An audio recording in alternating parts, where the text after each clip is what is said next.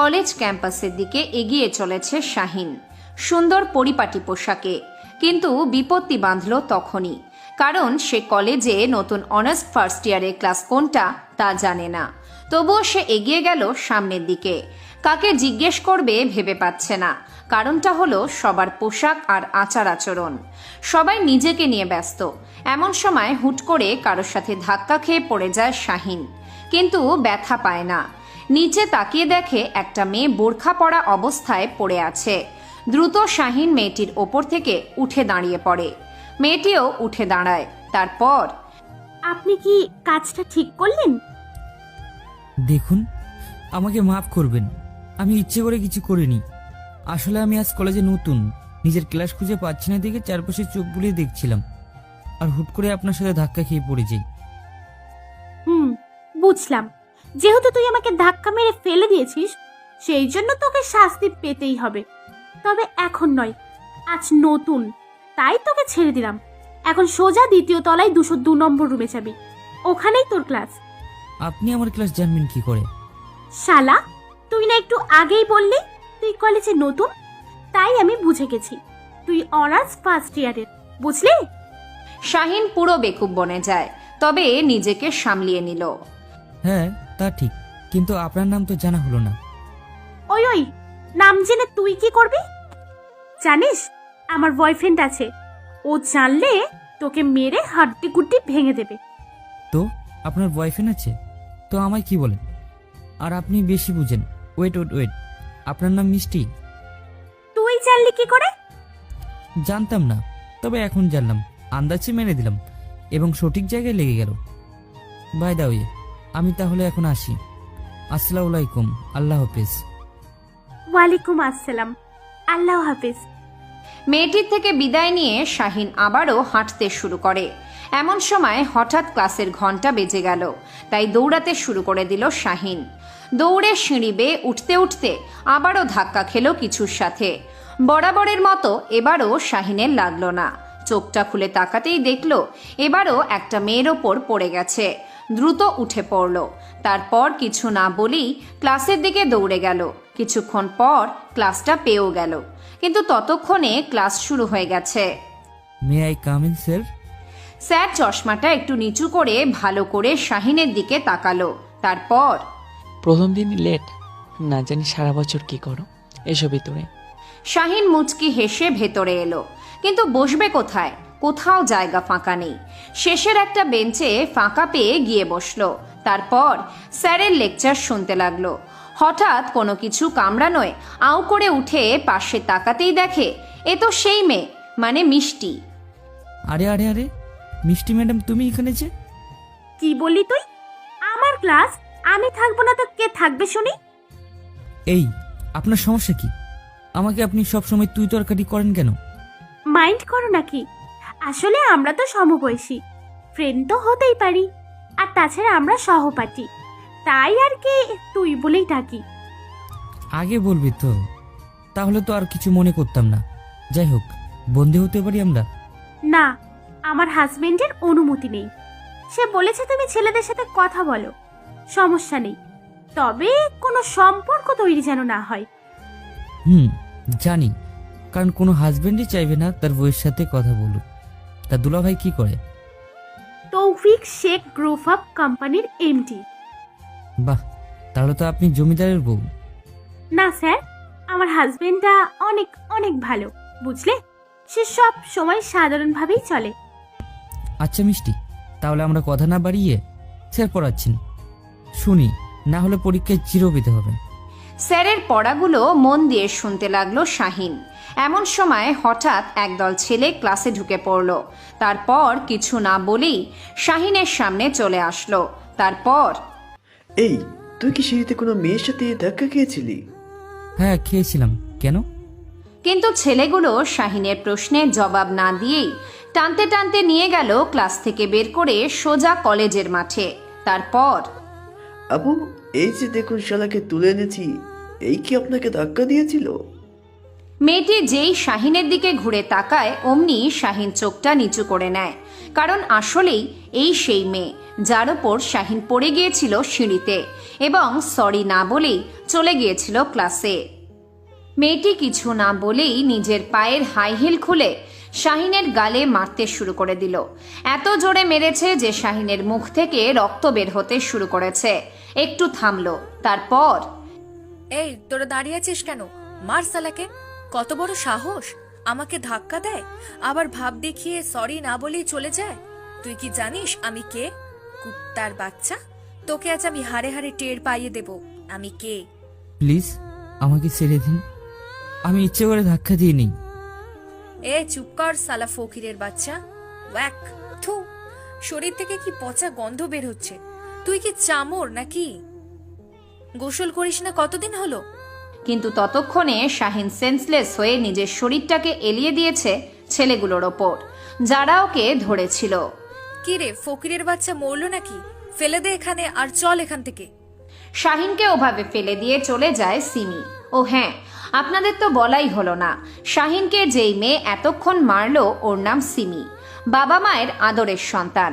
ওর বাবা এই এলাকার এমপি, যার ফলস্বরূপ বেপরোয়া জীবনযাপন করে।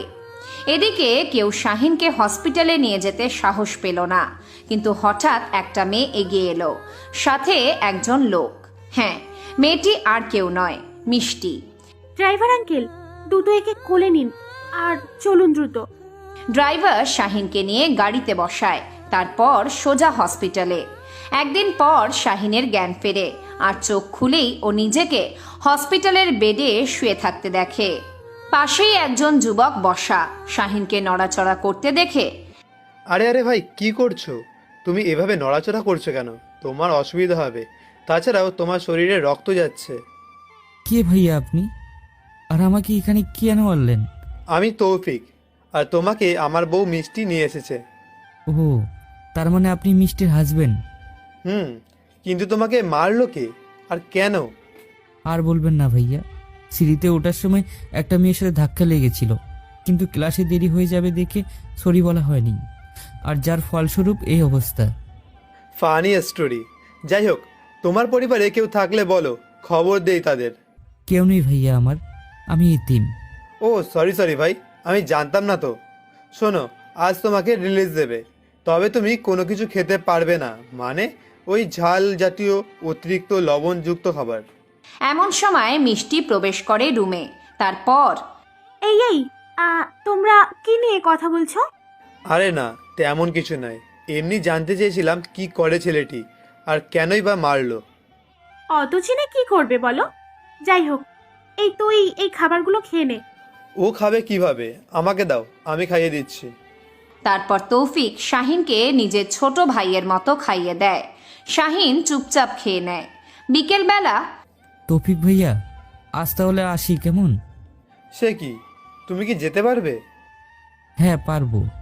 তাহলে সাবধানে যাও।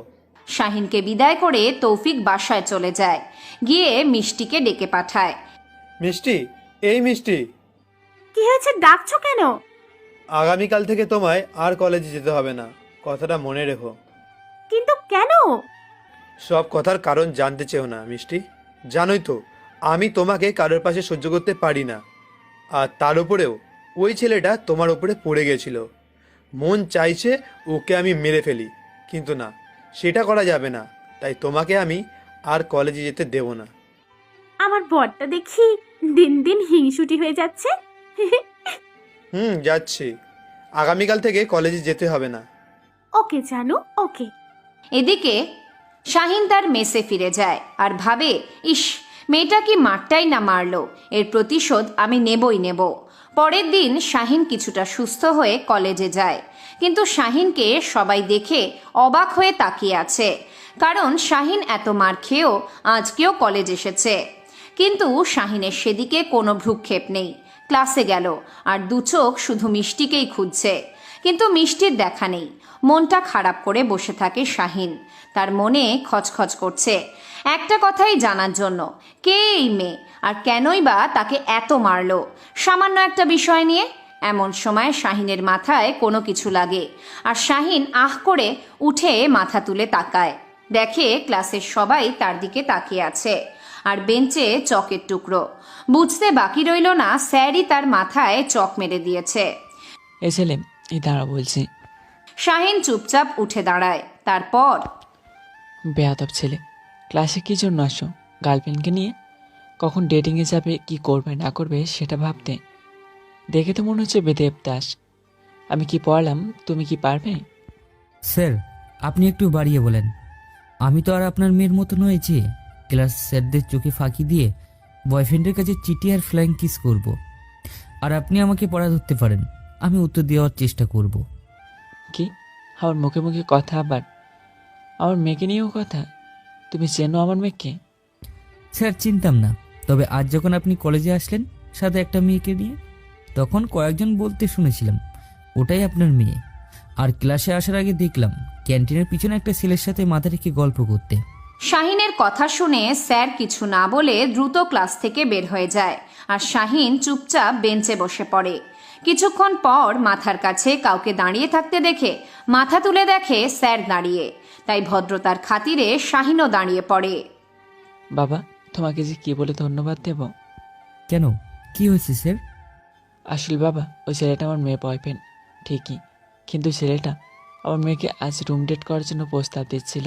আর সেই সময় আমি ওখানে যাই আর সব শুনে মেয়েটাকে বাড়ি পাঠিয়ে দিই আর ছেলেটাকে ওর বাসায় যেতে বলি। এছাড়া আমার কোনো উপায় নেই। ছেলেটা মস্ত বড় মাফিয়া। তুমি কাউকে কথা বলো না, সবাই তো শুনেই নিয়েছে। এখন আমার মরা ছাড়ার উপায় নেই। স্যারের কথাগুলো শুনে মনটা খারাপ হয়ে যায় শাহিনের। আবার মনে মনে ভাবে, না, একটা কিছু করতেই হবে। ক্লাসগুলো শেষ করে শাহিন উঠে বের হয়ে পড়ে।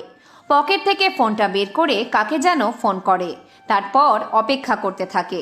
কিন্তু হঠাৎ পেছন থেকে আবারও কোনো কিছুর আঘাতে মাটিতে লুটিয়ে পড়ে আর মুখ দিয়ে রক্ত পড়া শুরু হয়ে যায়। কোনো রকমে উঠে বাম হাতের তালু দিয়ে মুখটা মুছে পিছনে ফিরে দেখে 5 জন ছেলে হাসছে। ওদের হাতে ফুটবল। বুঝতে বাকি রইল না শাহিনকে ওরাই মেরেছে। শাহিন দাঁত কিটমিট করে উঠে নিজের জামা পরিষ্কার করে সামনে হাঁটতে লাগলো। এমন সময় আবারও বল লাগে, তবে এবারে শাহিন নিজেকে সামলে নেয় এবং পেছনে ফেরে। কি হয়েছে ভাই? আপনারা শুধু আমাকে আঘাত করছেন কেন? আমি কিছু করেছি আপনাদের? অবশ্যই তুই আমাদের বড় ভাইকে তার শ্বশুরের হাতে ধরিয়ে দিয়েছিস। জানিস আমাদের বস কতটা লজ্জা পেয়েছে, সাথে অপমানিত হয়েছে। সেটার প্রতিশোধ আমাদের বস নেবেই নেবে। তার আগে আমরা একটু মজা করি তোর সাথে। ছেলেটা ফুটবল আবারও শাহিনের দিকে কিক করলে শাহিন দ্রুত বলটা নিজের পায়ের উড়াক দিয়ে আটকে নিয়ে বলে প্রচুর জোরে আঘাত করে। একদম নিখুঁত নিশানা ছেলেটার মুখে গিয়ে লাগে। সাথে সাথে ছেলেটা মাটিতে পড়ে গড়াগড়ি খেতে লাগলো। সাথে তো রক্ত আছেই, সাথে বলটা আবারও শাহিনের কাছে আসে। এরপর আবারও একটা কিক করে, যেটা নিখুঁতভাবে ছেলেটার পুরুষাঙ্গতে গিয়ে লাগতেই ছেলেটি জ্ঞান হারায় আর ফুটবলটা শাহিন রেখে বের হয়ে যায়। কিছু দূর যেতেই একটা কালো রঙের গাড়ি দেখতে পায়। সামান্য হেসে আশেপাশে তাকিয়ে গাড়িতে বসতেই গাড়ি চলতে শুরু করে। আকিব, দ্রুত ফার্স্ট এইড বক্স বের করে আমার মুখটা পরিষ্কার করে দে। বস, কি হয়েছে আপনার মুখে? তেমন কিছু নয়, একটু ফুটবল খেলে আসলাম তো, তাই একটু আঘাত পেয়েছি। আকিব বুঝে যায় শাহিন কিসের কথা বলছে। আর হ্যাঁ, আকিব কে সেটা না হয় পরেই জানবেন। কিছুক্ষণ পর আকিব শাহিনের মুখ পরিষ্কার করে দিয়ে পাশে বসে। তারপর, ছেলেটা কেমন? ভাই, আজ খোঁজ নিলাম, বেশি বড় লোক নয়, মধ্যবিত্ত ঘরে থেকে খারাপ সঙ্গে এমন হয়ে গেছে। পাতি মস্তা নাচ দেখলাম, বিভিন্ন অফিসে চাকরির জন্য ঘুরছে। বুঝেছি। যাই হোক, শোন, কাজটা একটু সাবধানে করিস। বুঝতেই তো পারছিস আমি কিসের মধ্যে আছি। বস, আপনি কি শিওর ওকে আমরা এখানেই পাবো? অবশ্যই পাবো, শুধু সময়ের অপেক্ষা। তবে শোন, আমি যতদূর জানি ওই কলেজের নেতা নাকি বাইরে আছে, যার ফলস্বরূপ আমাদের অপেক্ষা করতে হবে। তারপরেই মূল কাজটা সেরে ফেলবো, বুঝলি? গাড়িটা দাঁড় করা, এসে গেছি, আমি নামবো। আকিবের থেকে বিদায় নিয়ে শাহিন মেসে চলে যায়। কিন্তু কিছুক্ষণ পর আবারও বের হয় বাড়ি থেকে। একভাবে আর কতদিন থাকা যায় বাসায় একা। তাই শাহিন ঠিক করলো কিছুক্ষণ বাহির থেকে ঘুরে আসবে। যেই ভাবা সেই কাজ। রেডি হয়ে বেরিয়ে পড়ে বাহিরে যাবার জন্য। বাড়ির পাশেই বলতে হোস্টেলের পাশেই একটা পার্ক ছিল, সেখানেই যাবে বলে ঠিক করলো। 10 মিনিট হাঁটার পর শাহিন পৌঁছে গেল। বাহ, চারিপাশে কত সুন্দর সুন্দর কাপল ঘোরাঘুরি করছে। শাহিন নিশ্চুপ মনে তাকিয়ে আছে। হঠাৎ কারো ধাক্কায় শাহিন বাস্তবে ফিরে আসে। মাথা উঁচু করে দেখে একটা 15 বছর বয়সী ছেলে বাদামের ঝুড়ি, হলুদ দাঁতগুলো বের করে চেয়ে রয়েছে। কিছু বলবি? ভাইজান, বাদাম নেন, খুব ভালো, আজকেই ভাইজাসি। বাদাম তো আমি খাই না রে, তবুও দে দেখি, আজ তোর জন্য হলেও একটু খাই। বাদাম তুলতে তুলতে বলল, ভাইজান আপনি একা কেন? ম্যাডাম নাই? নাই অপেক্ষা করিতেছেন তার জন্য? না রে, কেউ নেই, আমি একাই, তাই তো বসে আছি। তাই এত কম বয়সে বাদাম বিক্রি করছিস কেন? পড়াশোনা নেই? আছে ভাইজান, কিন্তু এই করোনায় আব্বাস চাকরি নাই, শিক্ষক তিনি লজ্জায় কিছু করতে পারে না, তাই আমি মুখে মাস্ক লাগিয়ে বের হয়েছি বাদাম বিক্রি করতে। ভালো করেছিস রে। তা কত বিক্রি হয় রোজ তোর বাদাম? ভাইজান রোজ না হলেও 1,500 টাকার বিক্রি করি, লাভ হয় 1,000 টাকার মতো। এই দিয়েই বাপ মা আমি আর ছোট বোন ভালোই চলি। বাহ, ভালোই চলছে তাহলে। আমি আর তোর বাদামের টাকা দেব না। ঠিক আছে ভাইজান, লাগবো না, আমি তাইলে আসি। ছেলেটি চলে যেতে নেবে অমনি শাহিন ছেলেটির হাত চেপে ধরে পাশে বসায়। তারপর, খুব পাকা হয়ে গেছিস তাই না? মারবো এক চর, এটা রাখ। কি কোন ভাইজান, আপনি 10 টাকার বাদাম নিয়ে আমার 1,000 টাকা দিচ্ছেন কেন? বড় ভাই হিসাবে দিলাম, বুঝলি? এখন যা। ছেলেটি টাকা নিয়ে চলে গেল আর শাহিন বাদামের খোসা ছাড়িয়ে খেতে লাগলো। কিন্তু বেশিক্ষণ আর শান্তিতে বসে থাকতে পারলো না, কারণ সামনেই একটা ছেলে ছোট একটা পথ শিশুকে মারছে দেখে শাহিনের মাথায় রক্ত চেপে গেল। দ্রুত উঠে গেল আর ছেলেটিকে নিজের কোলে নিয়ে যেই লোক মারছিল তাকে বলল, কি ভাই, আপনাকে দেখে তো শিক্ষিত মনে হয়, তাহলে কেন ওই ছোট্ট ছেলেটাকে মারছেন? সরি ভাই, আমি ওর হয়ে মুছে দিচ্ছি। লোকটি আরো রেগে গিয়ে শাহিনকে ধাক্কা দিয়ে শাহিনের মাথায় রক্ত উঠে যায়। দ্রুত লোকটার কলার চেপে ধরে নাকে একের পর এক ঘুষি মারতে শুরু করে দিল। প্রত্যেক ঘুষিতে লোকটার নাক দিয়ে ফিনকি দিয়ে রক্ত পড়তে লাগলো, কিন্তু শাহিনের থামার নাম নেই। হঠাৎ শাহিনের গালে কেউ কষে থাপ্পড় মারে।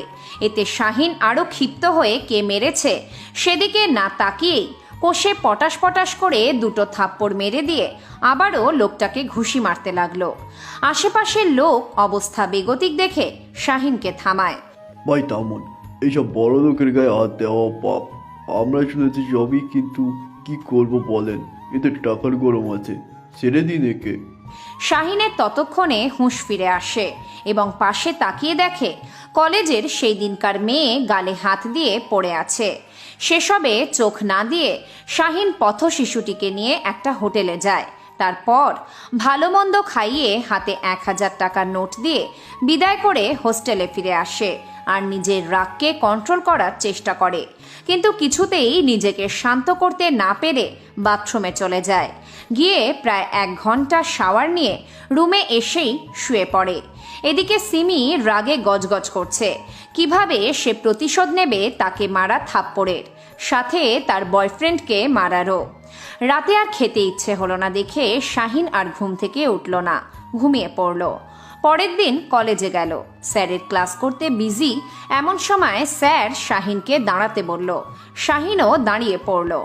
শাহিন, তুমি বলো, আমাদের কি বইয়ের পড়া ছাড়াও আর কোনো জ্ঞানের প্রয়োজন আছে? স্যার, আমি মনে করি অবশ্যই আছে, কারণ বই আমাদের শুধু সমাজে চলতে শেখায়, শিক্ষা প্রদান করে, কিন্তু সমাজে সে শিক্ষা ব্যবহার করার জন্য নিজেদের আরও একটি জ্ঞানের প্রয়োজন হয়, সেটা হলো মানবতা। আমাদের মানবতা না থাকলে আমরা সমাজে চলতে পারবো না স্যার, আর সমাজে চলতে না পারলে শিক্ষা মূল্যহীন। দারুণ বলেছ, তবে এরকম আর কে ভাবে বলো? সবাই এখন টাকা লীলা খেলা, যাই হোক, বসো। আর শোনো, নেক্সট টাইম থেকে সামনে বসবে, সামনে এক্সাম, আশা করি সবাইকে ভালো রেজাল্ট করে আমাদের কলেজের নাম উজ্জ্বল করবে।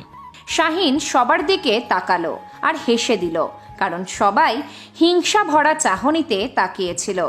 শাহিন কিছুটা সামলে নিয়ে আবারও ক্লাস করতে শুরু করলো। ক্লাস শেষ করে ক্যান্টিনে গেল কিছু খেতে। গতকাল রাতেও কিছু খেতে পারেনি, আজ না খেলে শরীরটা একদমই চলবে না। ক্যান্টিনে গিয়ে গরম গরম 5টা ডালপুরি, ডিমের অমলেট সাথে ঘাঁটি আর সবজি অর্ডার দিয়ে চেয়ারে বসলো। কিছুক্ষণ পর চলে এলো। তৃপ্তির সহিত সেগুলো খেয়ে বের হতেই কয়েকটা ছেলে তাকে ঘিরে ধরে। সবার হাতেই হকি স্টিক আর মোটা লাঠি। শাহিন কিছুটা ভয় পেলেও মনে মনে ঠিক করলো, না, আজ এদের হাতে মার খেলে নিশ্চিত 1 মাস হসপিটালে থাকতে হবে। তার চেয়ে এদেরকে আজ নিজের আসল শক্তিটুকু দেখাতেই হবে। কিরে চান্দু, তুই গতকাল আমাদের এলাকায় আমাদের বস টুটুলকে কেন মেরেছিস, সাথে ভাবিকেও? মেরেছি, তাতে তোদের কি রে?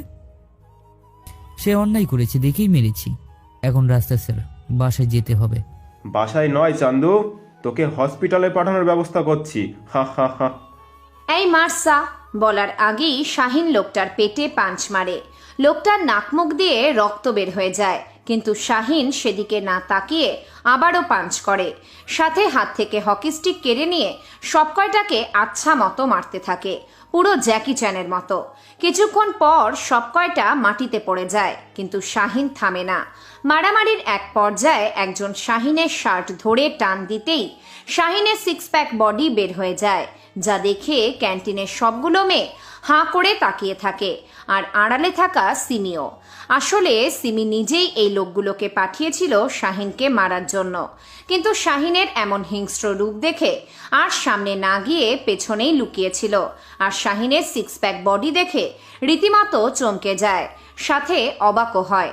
ভাবে এর মতো খ্যাতের 6 প্যাক বডি হলো কি করে। মাটিতে পড়ে থাকা লোকগুলো ভয়ে দৌড়ে পালিয়ে যায়। শাহিন নিজে হকি স্টিকটা ফেলে দিয়ে ক্যান্টিন থেকে বের হয়ে যায়। পরের দিন শাহিন হোস্টেল থেকে বের হতেই পুলিশ শাহিনকে ঘিরে ফেলে। তারপর, ভালোই তো কলেজে মাস্তান শুরু করছিস, চল আজ তোর শ্বশুর বাড়িতে একটু আদর যত্ন করি। ওকে ওকে, অফিসে যাব, তার আগে 2 মিনিট কথা বলে আসি। শালা পালিয়ে যাওয়ার জন্য তোকে সারবো, যা বলার এখনই বল। শাহিন চুপচাপ পকেট থেকে সাধারণ একটা স্মার্টফোন বের করে আকিবকে ফোন দেয়। বস বলুন। শোন, আমি একটু আমার শ্বশুর বাড়িতে যাচ্ছি, বুঝলি? সঠিক সময় নিয়ে আসিস আব্বাকে দেখা করতে। ওকে। স্যার, কথা বলা হয়ে গেছে, চলুন তাহলে এবার যাওয়া যাক। আমি অবাক হচ্ছি, তুই এত নর্মালভাবে কেন আমাদের সাথে যেতে চাচ্ছিস? আপনি একজন অফিসার, আমাকে নিতে এসেছেন, আপনাকে কি আমি খালি হাতে ফিরে যেতে দেই? এটা হতে পারে না। আমি আপনার সাথে যেতে রাজি হলাম, চলুন, আপনার দেরি হয়ে যাচ্ছে। শাহিন অফিসারদের সাথে যেতে লাগলো। থানায় এসেই শাহিনকে হাজতে পাঠানোর আগেই কয়েকজন থানায় প্রবেশ করে। সেটা দেখে অফিসার উঠে দাঁড়ায় এবং স্যালুট করে। আসলে পুলিশ প্রধান এসেছে, সাথে আকিব আর একজন উকিল। অফিসার, আমি যা শুনলাম তা কি সঠিক? আপনি একটা মহান পেশায় থেকেও কেন 2 টাকার ঘুষের কারণে পুরো ডিপার্টমেন্টের নাম খারাপ করছেন? আপনি কি চাকরি হারাতে চান? বুঝলাম না স্যার, সঠিক? অফিসার, বুঝেও অবুঝ হতে নেই। ওই যে আপনার পাশে যাকে দেখছেন তাকে কি চিনেন? আপনার মতন আরও 10টা অফিসার ওর কথায় উঠে বসে। যাই হোক, আইনার সাথে আমি তো আর পাল্লা দিতে পারি না বা অমান্য করতে পারি না। উকিল সাহেব, দিন জামিনের কাগজটা জমা দিন। ঠিক আছে স্যার। এই কনস্টেবল, ওকে ছেড়ে দাও। কনস্টেবল লকআপের তালা খুলে দিল আর সে বের হয়ে আকিবকে নিয়ে চলে আসলো।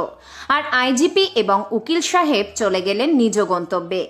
দেখতে দেখতে দিনগুলো চলে যাচ্ছিল, তবুও কেন যে তার দেখা পাচ্ছিল না সেই টেনশনে শাহিনের মাথায় হাত যায় যায় অবস্থা। এদিকে সময় প্রায় ফুরিয়ে আসছে। কলেজে যেতেই শাহিনের চোখগুলো খুশিতে চকচক করে উঠল, কারণ যার জন্য এতদিন হলো অপেক্ষা করছিল তাকে সে পেয়ে গেছে। কয়েকটা ছেলে সিগারেট খাচ্ছে দেখে শাহিন ইচ্ছে করেই কয়েকটা ছেলের সামনে গিয়ে দাঁড়ালো। তারপর, ভাই, এখানে এইগুলো আপনারা কি করছেন? এটা তো কলেজ, এখানে সিগারেট খাওয়া নিষেধ, তবুও কেন খাচ্ছেন? তুই কি চিনিস আমায়? আমি এই কলেজের ছাত্র নেতা, বুঝলি? আমার সব পারমিশন আছে। ছি, নিজে একজন ছাত্র নেতা হয়ে সিগারেট খান, ছি ছি ছি। হ্যাঁ বাঞ্চিত, তুই কে রে বলতো? আমি আবার কে হব বলেন? আমি তো একজন ছাত্র। ও বুঝেছি, নতুন। তাই আমাকে চিনতে পারছিস না তুই? কাউকে জিজ্ঞেস করিস আমি কে, তাহলে চিনতে পারবি। এখন সামনে থেকে যা। ওদের সামনে থেকে আসতেই চোখ গেল কয়েকটা মেয়ে শাহিনের দিকেই তাকিয়ে আছে, তাই ওদের কাছে গেল। তারপর, হ্যালো গার্লস, আমরা কি ফ্রেন্ড হতে পারি? শিওর, কিন্তু তুই করে বলতে হবে। ওকে, বাট আমাকে একটা নিউজ বলতে হবে, সাথে তোমাদের নাম। অবশ্যই। আমি ইতি, ও বৃষ্টি, ও ঋতু, ও স্মৃতি। আর বলো, কি জানতে চাও? ওই যে পাশে ওই ছেলেগুলো কে? ওইখানে যে ছেলেটা সিগারেট খাচ্ছে সে হলো এই কলেজের ছাত্রনেতা পলাশ। কিছুদিন আগে একটা মার্ডার করে জেলে গিয়েছিল, কিন্তু গতকাল ছাড়া পেয়ে আবারও শুরু করবে খুনাখুনি। কেন খুন করেছিল? আসলে পলাশ এসব করে পাওয়ারের জন্য, আর ওকে এই পাওয়ার দেয় এখানকার এমপি, বুঝলে? যাই হোক, ওর সাথে লাগতে যেও না, শেষে না জানি তোমার প্যান্টটাই নিয়ে নেয়। আর ওই যে একটি মেয়ে আছে না, সিমি নাম, উনি এমন কেন? এই, তুমি সিনিয়র আব্বুর কথা কেন জিজ্ঞাসা করছো বলো তো? আর ওনার পেছনে লাগতে যেও না, ও হলো এমপির মেয়ে, বুঝলে? তাই অমন। যাই হোক, তোমার নাম বলো। আমি শাহিন, আপাতত এতটুকুই, বাকিটা না হয় পরে জানতে পারবে। আর শুনো, এই কথাগুলো কাউকে বলবে না। ওকে। ওদের থেকে বিদায় নিয়ে বাসায় এলাম। পরের দিন কলেজ যেতেই পুলিশের ভিড় দেখতে পেলাম। একটু সামনে যেতে চোখ আটকে গেল, কারণ সামনে একটা নয়, দুটো নয়, তিনটে লাশ, সবগুলো এই কলেজের নাইট গার্ডদের। আজ আর কলেজ খুলবে না, তাই সবাই বাড়ি চলে গেলাম। তবে আমার মনে একটাই খটকা লেগে গেল, এতগুলো লাশ, তাও আবার একসাথে। না না, এত ভাবলে চলবে না, আমাকে জানতেই হবে কি হয়েছিল।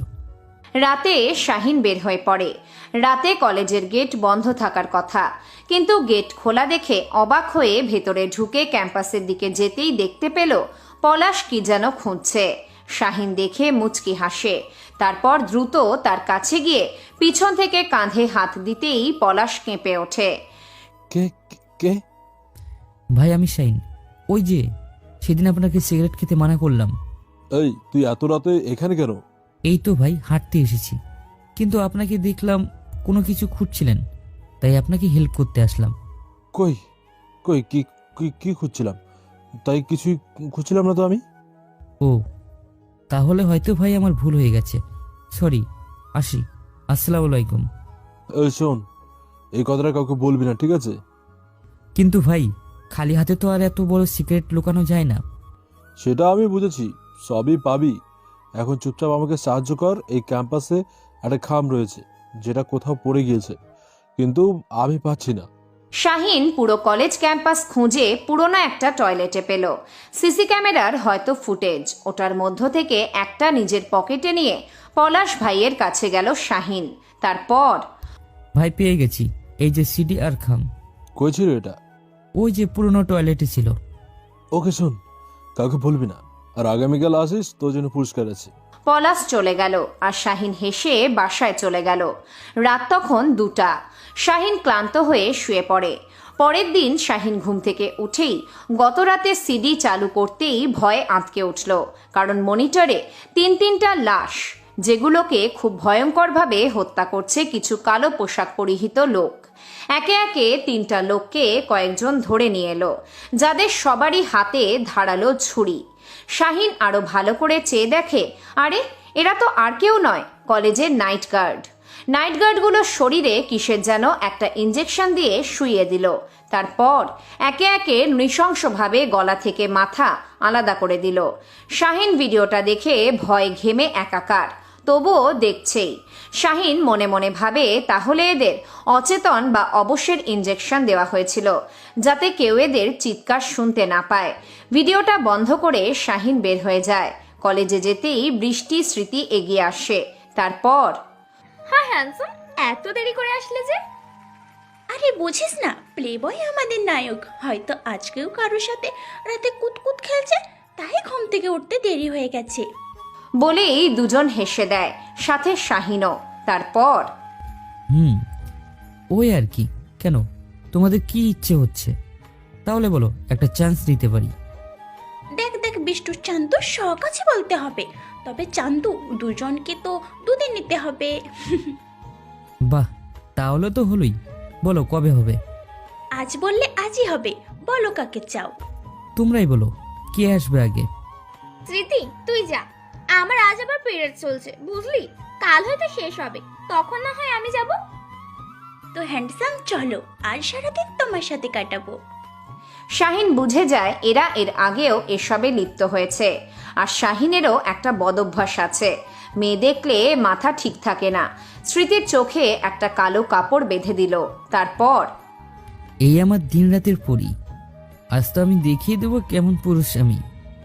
চোখটা তুমি খুলো না গো, লজ্জা যে পাবো। এত টপ দেখাতে হবে না, ফ্রিতে পাচ্ছ। যদি খালি সুখ দিতে না পারো তো তোমার ওইটা আমি কেটে ফেলবো, বলে দিলাম। 3 ঘন্টা পর শাহিন ক্লান্ত দেহ এলিয়ে দেয় স্মৃতির ওপর। আর নিচ থেকে স্মৃতির কোনো হেলদোল নেই। সে ভেবে যাচ্ছে তার সাথে কি হলো এই 3 ঘন্টা। বিছানার দিকে শাহিনের চোখ যায়, পুরো বিছানায় রক্ত দিয়ে ভরে গিয়েছে। স্মৃতিও সেই দিকে তাকিয়ে অবাক হয়ে যায়, কারণ এটা কিভাবে সম্ভব। স্মৃতি এর আগে বহু পরপুরুষের সাথে রাত কাটিয়েছে, এতে তার ভার্জিনিটি অনেক আগেই নষ্ট হয়ে গেছে। তাহলে আবার কেন? কি বিউটিফুল ফুল, দেখলে তো আমার পাওয়ার। খবিস একটা, আমি তো আর উঠতেই পারছি না, এভাবে কেউ করে? আমি কি এখন উঠে পড়ো আর বাসায় চলে যাও। কাজ শেষ, মজা নেওয়া শেষ, এখন বলছো বাসায় যেতে? তোমরা এমনই। তা না তো কি, আর এক রাউন্ড কি খেলবো? এই না না প্লিজ, আমি আর পারবো না। শাহিন কিছু না বলে উঠে নিজের আলমারি থেকে একটা বান্ডিল বের করে নিয়ে এসে স্মৃতির হাতে দেয়। তারপর, এটা তোমার পুরস্কার, এখন দ্রুত ফ্রেশ হয়ে বাসায় চলে যাও, আর মনে করে পিল খেয়ে নিও। স্মৃতি চলে যায় আর শাহিন আবারও বিছানায় শুয়ে পড়ে। রাতে উঠে বের হয় আবারও স্মৃতির বাড়িতে, কারণ ওখানে স্মৃতি আর বৃষ্টি একাই থাকে। ওদের বাড়ির নিচে এসে শাহিন স্মৃতিকে ফোন দেয়, দিয়ে ভেতরে যায়। তারপর, কি হলো বাবাজি, আবার এলে যে? মধু কি খেতে ইচ্ছে হচ্ছে? তবে এবার নতুন মধু। বুঝেছি বুঝেছি, ওই যে দেখো দরজা ওইখানে আছে, গিয়ে জোর করে আদায় করে নাও। তা তো নিবই। চলো, তুমিও চলো, আজ ডবল T20 হবে। আরও 3 ঘন্টা প্রায় ভর ভর অবস্থা। নিজের কাপড়গুলো পরে নিয়ে বের হয়ে আসে ঘর থেকে, আর ভেতরে পড়ে থাকে আধমরা অবস্থায় অবশ্যীন দেহ। রাতে যে বহু ধকল গেছে ওদের ওপর দিয়ে। ভোর ভোর অবস্থা, অন্ধকার আছে। বড়লোকরা পার্টি করে বাড়ি ফিরছে। শাহিন হেঁটেই বাড়ি ফিরছে। রাস্তার 2 পাশে জঙ্গল, আর মাঝ রাস্তায় হঠাৎ গোঙানির শব্দে শাহিন থেমে যায়। আশেপাশে লাঠি খুঁজতে থাকে। গোঙানির শব্দ আরও বেড়ে গেলে শাহিন দ্রুত লাঠি নিয়ে এগিয়ে যায়। গিয়ে দেখে এ আর কেউ না, সিমি। সিমিকে কয়েকজন মাতাল অবস্থায় রেপ করার চেষ্টা করছে। তারা আর কেউ নয়, সিমিরই বন্ধু। সিমি শাহিনকে দেখে কিছু একটা বলতে চেয়েও পারছে না, মুখে রুমাল দেওয়া। এই, তোরা কি করছিস এখানে? ছেলেগুলো শাহিনকে দেখে কিছুটা ঘাবড়ে গেলেও পরক্ষণেই পকেট থেকে চাকু বের করে শাহিনকে মারতে আসতে নিলেই শাহিন হাতে করে আনা লাঠি দিয়ে সব কয়টার মাথায় আঘাত করে শুইয়ে দেয়। তারপর সিমির মুখ থেকে রুমাল বের করে দেয়, আর এতেই সিমি খুব জোরে জোরে নিঃশ্বাস নিতে থাকে। এক পর্যায়ে হঠাৎ শাহিন পেছনে ঘুরতে নিতেই পড়ে থাকা ছেলেগুলোর একজন শাহিনের পেটে চাকু ঢুকিয়ে দেয়। কোনো মতে নিজেকে সামলিয়ে ছেলেটাকে আরও কয়েকটা আঘাত করে পড়ে যায়। যখন চোখ খোলে আবারও নিজেকে হসপিটালের বেডে আবিষ্কার করে, আর পাশে একটা মেয়ে বসে আছে, দেখতে অবিকল সিমির মতো। শাহিন এমন ভাব করে যেন সিমিকে দেখে শাহিন ভয় পাচ্ছে। আপু, আমি কিছু করিনি, আমাকে ছেড়ে দিন প্লিজ। শাহিনের এমন বিহেভিয়ারে সিমি কিছুটা অবাক হয়, সাথে হাসিও পায়, কিন্তু না হেসে মুখে রাগী ভাব নিয়ে এসে বলে, হারামি, হিরোগিরি দেখাইতে গিয়ে 2 মাস ধরে বেডে শুয়ে আছিস, যেটা পারিস না সেটা করতে যাস কেন? আসলে তখন ওইসব দেখে রাগ হয়েছিল, তাই ওদের থেকে আপনাকে বাঁচাতে গিয়ে হঠাৎ কি যেন হয়েছিল, আর নাড়াচাড়া করতে পারছিলাম না, যার ফলস্বরূপ চাকু খেতে হলো। বুঝেছি আমি। আসলে ওদের কাছে নীল মাশরুম ছিল, তবে ওটা মাশরুমের মতো দেখতে হলেও আসলে ওটা হিপনোটিজমের জন্য ব্যবহার হয়। এতে মস্তিষ্ক বাদ দিয়ে হাত পা অবশ হয়ে যায়, বুঝলি? জি আপু, কিন্তু ওরা আপনার না বন্ধু, তাহলে এমন করলো কেন? বন্ধু কখন শত্রু হয় সেটা তো আমি বা তুই জানি না, বল। এই দেখ, তোকে আমি দুবার মারতে চেয়েছি, কিন্তু তৃতীয়বার ওদের দ্বারা আমি নিজেই বিপদে পড়েছি, আর তুই রক্ষা করলি। আপু, রক্ষা করার মালিক আল্লাহ, আমি শুধু আসিল মাত্র। এখন থেকে ভালোভাবে চলবেন, বুঝতে পেরেছেন? তুই আমাকে জ্ঞান দিচ্ছিস? শালা একদম হাড় হাড্ডি ভেঙে ফেলবো। তোর জন্য আমাদের 1 কোটি টাকা চলে গিয়েছে, সেটা কি জানিস? কি বলছেন আপু? 1 কোটি? 1 কোটি। শালা এমন মারলি তাও সব মাথায়, সব কয়টা স্পট ডেট, আর তুই সেন্সলেস। জানিস তোকে আমি কতটা কষ্ট করে এখানে এনেছি? আমাকে বাঁচাতে গেলেন কেন? আমি না হয় চলে যেতাম বাবা মায়ের কাছে। সাধে কি বাঁচিয়েছি? একটা কারণ আছেই। যাই হোক, শোন, চুপচাপ শুয়ে থাক, আমি যাব আর আসবো, বুঝলি? একদম উঠবি না। সিমি বের হয়ে যায়। হঠাৎ তার ফোনের কথা মনে হতেই পাশেই দেখে বন্ধ অবস্থায় ফোনটা পড়ে আছে। দ্রুত শাহিন চালু করতেই একের পর এক ফোন আসতে শুরু করে।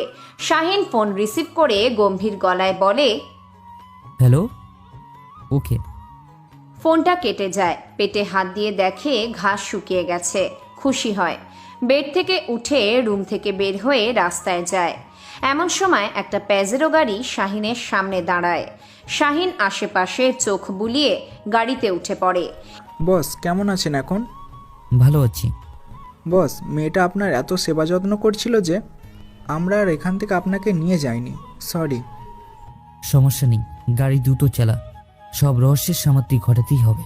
এই বলে শাহিন সিটের সাথে হেলান দিয়ে চোখটা বন্ধ করে ফেলে আর হারিয়ে যায় স্বপ্নে। 5 বছর আগে ইউকে থেকে বাংলাদেশে শাহিন আসে তার বাবা আর মায়ের সাথে দেখা করতে। আসলে শাহিন ওর দাদু আর দিদার সাথে ওখানেই থাকে। শাহিনের বাবা একজন মেয়র, বলতে গেলে রাজনীতিবিদ। এগুলো ছেড়ে তিনি কিছুতেই ইউকে যাবেন না, আর যার ফলস্বরূপ তার স্ত্রীও যেতে পারেন না। তবে শাহিনের জীবন নিরাপদ রাখতে ওকে ইউকেতে ওর দাদু দিদার সাথে পাঠিয়ে দেয়। শাহিন, এই বাবা শাহিন, দাঁড়া বাবা, এবার তো খাবারটা শেষ কর, আর তো আমি দৌড়াতে পারছি না। উফ মামা, তুমি খুব বোরিং, এতটুকুতে হাঁপিয়ে গেলে। জানো ইউকেতে দাদু আর দিদাকে আমি কত দূরে নেই, তবুও তারা হাঁপিয়ে ওঠে না। পাগল ছেলে বলে কি? তা আর কি করেছিস তুই ওখানে? আর কি করব বলো, প্রচুর পড়াশোনা করি, ডাক্তার হতেই হবে যে আমার। বয়স তোর তো অনেক হলো, তাও পাগলামি ছাড়লি না। শাহিন ওর আম্মুর সাথে হেসে দেয়। এমন সময় শাহিনের আব্বু প্রবেশ করে রুমে। শাহিন ওর আব্বুকে দেখে দৌড়ে গিয়ে কোলে ওঠে। তারপর, বাবা আসতে এত দেরি হলো কেন? আর বলিস না বাবা, সিটি কর্পোরেশনে একটা ভেজাল হয়ে গিয়েছে। এখানকার এমপি গরিব দুঃখীদের কোটি কোটি টাকা নিজের অ্যাকাউন্টে নিয়েছে, তারই একটা বিহিত করতে এত দেরি হলো। একটু সাবধানে চলো, কতবার বলি যে তোমায় আর রাজনীতি করতে হবে না। আমরাও শাহিনের সাথে ওর দাদা দিদার কাছে চলে যাই, কে শুনে কার কথা। হ্যাঁ বাবা, একদম ঠিক, চলো না আমার সাথে প্লিজ। হ্যাঁ যাব, তবে তোমার পরে। আগামীকাল তো তুমি চলে যাবে, তাই না? তাই এক কাজ করো, তোমার পাশের বাসার থেকে একটু ঘুরে আসো, তোমার মাম্মার সাথে একটু কথা বলি। হা হা হা। শাহিন ওর বাবা মার কথায় পাশেই ওর এক বন্ধুর বাসায় যায় খেলতে। কিন্তু কিছুক্ষণ পর বিকট শব্দ হয় ওর বাসায়। তাই লুকিয়ে আর ভয়ে বের হয়ে ওর বন্ধুর থেকে বিদায় নিয়ে বাসার দিকে আসতেই কয়েকজন লোককে বের হয়ে যেতে দেখে। লোকগুলো সব কালো পোশাক পরা ছিল, মুখ ঢাকা, কিন্তু শেষে একজনের মুখ ঢাকা ছিল না। সবাই তাকে পলাশ বলেই ডাকছিল। শাহিন ওদের দেখে লুকিয়ে পড়ে।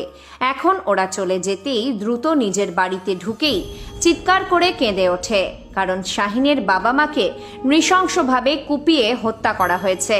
শুধু তাই নয়, গুলিও করা হয়েছে। শাহিন একবার ওর মা আবার বাবাকে জড়িয়ে ধরে কাঁদতে থাকে। কিছুক্ষণ কাঁদার পর মনে মনে শপথ নেয় যে যারা তার বাবা মাকে মেরে ওকে এতিম করেছে তাদের কিছুতেই ছাড়বে না সে। শাহিনের বাসায় দুটো কাজের লোক ছিল, একজন রহিম চাচা, আরেকজন জরিনা খালা। শাহিন ওনাদের ফোন করে ডেকে আনে। ওরাও কেঁদে ফেলে তাদের মালিক মালকিনকে দেখে। শাহিন শান্ত করে ওদের। জরিনা খালাকে ওর মাকে গোসল করিয়ে কাফনের কাপড় পরিয়ে দিতে বলে, আর রহিম চাচা আর শাহিন মিলে ওর বাবাকে কাফনের কাপড় পরিয়ে বাড়ির পিছনে বাগানের এক কিবারায় কবর খুঁড়ে দাফন করে। তারপর চাচা আর খালা, আমি আজই ইউকেতে চলে যাচ্ছি। তোমরা এই কথাগুলো কাউকে বলো না। আমি সঠিক সময়ে ফিরে আসব, অপেক্ষা করো, প্রতিশোধ নিব আমি। শাহিনের আগে থেকেই পাসপোর্ট করা ছিল আর আগামীকাল ইউকেতে চলে যাওয়ার কথাও ছিল, যার কারণে সে নিজেই ব্যাগ গুছিয়ে বাড়িতে তালা দিয়ে ওর বাবা মায়ের কবর জিয়ারত করে বেরিয়ে পড়ে। ইউকেতে পৌঁছে ওর দাদা দাদিকে সবকিছু খুলে বললে ওর দাদা শাহিনকে ইউকে থেকে দুবাই পাঠিয়ে দেয়। ইন্টারন্যাশনাল মাফিয়া গ্যাংয়ে দীর্ঘ 3 বছর ট্রেনিংয়ের পর দেশে ফিরে নিজেই একটা গ্যাং তৈরি করে, সাথে পড়াশোনা চালিয়ে যায়। এসব ভাবতেই হঠাৎ শাহিনের ঘুম ভেঙে যায়, মুখে আতঙ্কের ছাপ। আবারও তার বাবা মার কথা মনে পড়ে গেল, তার সাথে রক্ত জমে গেল। দ্রুত সে গাড়ি থেকে নেমে চলে গেল গোডাউনে। সামনেই পলাশকে উপর থেকে বেঁধে রাখা হয়েছে। কিরে কুত্তার বাচ্চা, তোকে তাহলে আমি এতদিনে ধরতে পারলাম? তুই আমাকে ধরে কি করবি? তুই কি চিনিস আমি কে? আমি ডার্ক মাফিয়া কিং এর লোক। ভালো চাস তো ছেড়ে দে। কুত্তা যখন খাঁচায় বন্দি হয় ছাড়া পাওয়ার জন্য সিংহের মতো গর্জন করে, কিন্তু তুই তো দেখি কুত্তার চেয়েও অদম। আর এটা ভাবিস না তোর ওই ডাকে মাফিয়া কিং এর লোক আমাকে এইখানে এসে মারবে। কে তুই, সত্যি করে বল। শুনলে এখানে দাঁড়িয়ে থাকতে পারবি তো? তোর জম, the king of underworld Shahin. Boss, boss আপনি সেই? এই তোর বসকে? তুই তো ডাক মাফিয়া কিং এর লোক, তাহলে আমাকে বস বলছিস কেন? বস আমাকে কেন এখানে এনেছেন? আমি তো আপনার ক্ষতি করিনি। আজ থেকে 5 বছর আগে এই এলাকার মেয়র তার স্ত্রীকে তুই আর তোর বস এমপি মিলে মেরেছিলি। হ্যাঁ হ্যাঁ, মনে পড়েছে, কিন্তু কেন বস? সে কে হয় আপনার? আমার বাবা মাকে মেরে তোরা আমাকে এতিম করেছিস, তাও বলছিস ক্ষতি করিসনি? পাশেই রাখা অ্যাসিডের বোতল নিয়ে শাহিন পলাশের পায়ে ঢেলে দেয়, আর সাথে সাথে পলাশের মাংস খসে কঙ্কাল বের হয়ে যায়, সাথে তো চিৎকার আছে। ভাই ভাই, মরে গেলাম ভাই, প্লিজ আমাকে মেরে ফেলুন ভাই, আমাকে মেরে ফেলুন। এত তাড়াতাড়ি কিভাবে মারবো বল? শোন আগে তুই বল, তোদের সাথে কে কে ছিল? কে আমার বাবা মার গায়ে প্রথম হাত দিয়েছিল? আমাকে মেরে ফেললেও বলবো না। বলতেই হবে তোকে, নয়তো ওই দিকে দেখ, বাক্সটার ভিতরে কি আছে জানিস? পোকা, মানুষ খেকো পোকা। তোকে ওই বক্সটার ফেলে দিব, জানিস তো? ওখানে তোকে ফেললে পোকাগুলো খুব আয়েশ করে তোকে হালকা হালকা কামড় দিয়ে খাবে রে, মাসের পর মাস। তার চেয়ে ভালোই ভালোই বলে দে, আর সময় নষ্ট করিস না, এতে তোর শাস্তি বাড়তে থাকবে রে। আপনার বাবা এর আগে প্রথম হাত দিয়েছিল এমপি নাজিম উদ্দিন, আর আপনার মায়ের গায়ে কেউ হাত দেয়নি, শুধু গুলি করেছিল এখানকার এসপি সিফাতুল্লাহ। তারপরে আমরা কুপিয়ে মেরে ফেলেছি। কোথায় পাবো সিফাতুল্লাহকে? 1234/10 এই ঠিকানাটা ওর বাসা, ওখানেই পাবেন ওকে। আর এমপিকে পাওয়া আপনার কষ্টসাধ্য। আমি নিজেও জানি না সে কোথায়, শুধু তার মেয়ের সাথে দেখা করার জন্য আসে রাতে, আবার ঘুম হয়ে যায়। ওর মেয়ের নাম কি, আর কোথায় পাবো ওকে? সিমি কলেজে আপনাকে যে জুতা দিয়ে মেরেছিল সেই এমপির মেয়ে। থ্যাঙ্কস তোকে এত তাড়াতাড়ি সব বলে দেওয়ার জন্য। কিন্তু আরেকটা কথা বল, তোদের কি কোনো গ্যাং আছে, নাকি সব নষ্টের মূল ওই নাজিমউদ্দিন? এটা তো আমি জানি না, তবে নাজিমউদ্দিন লুকিয়ে থাকে বিডিআর এর ভয়ে, কারণ তার বিরুদ্ধে একাধিক নারী ও ধর্ষণের মামলা রয়েছে, যে কোনো সময় ক্রাশ ফায়ার করতে পারে। Happy journey. রিভলভারের ম্যাগাজিনে সব কয়টা বুলেট শাহিন পলাশের মাথার মধ্যে ঢুকিয়ে দেয়, তারপর বের হয়ে আসে। বাসায় আসে অনেক রাতে। এমন সময় ফোন আসে শাহিনের ফোনে। দেখে দাদু ফোন করেছে। আসসালামু আলাইকুম দাদু। ওয়ালাইকুম আসসালাম। তা দাদু ভাই কবে আসছো তুমি দেশে? দাদু হয়তো আরো 3 মাস লাগবে, তুমি চিন্তা করো না, আমি চলে আসবো। ওকে, আল্লাহ হাফেজ। আল্লাহ হাফিজ। ফোন কেটে শাহিন আর ঘুমায় না, সোজা এয়ারপোর্টে চলে যায়। সেখান থেকে দুবাই হয়ে সোজা ইউকে। দীর্ঘ 12 ঘন্টা পথ পেরিয়ে শাহিন পৌঁছে যায় তার বাসায়। কলিং বেল চাপতেই বের হয়ে আসে 75 বছর বয়সী মিস্টার শেখ, শাহিনের দাদু। শাহিনকে দেখেই জড়িয়ে ধরে। তারপর, আরে আরে ইয়াংম্যান, এত বড় সারপ্রাইজ! বুড়ো, তোমার বুড়ি কই? আচ্ছা ইয়াংম্যান, এসো ভেতরে আসো। শাহিন ভুলে যায় কি হয়েছে এতদিন। আনন্দে মেতে ওঠে দাদু দাদির সঙ্গে। এদিকে সিমি শাহিনকে বেডে রেখে বের হয়ে গিয়েছিল টয়লেটে। এসে দেখে শাহিন নেই। পুরো হসপিটাল তন্ন তন্ন করে খুঁজেও না পেয়ে বসে পড়ে মাটিতে।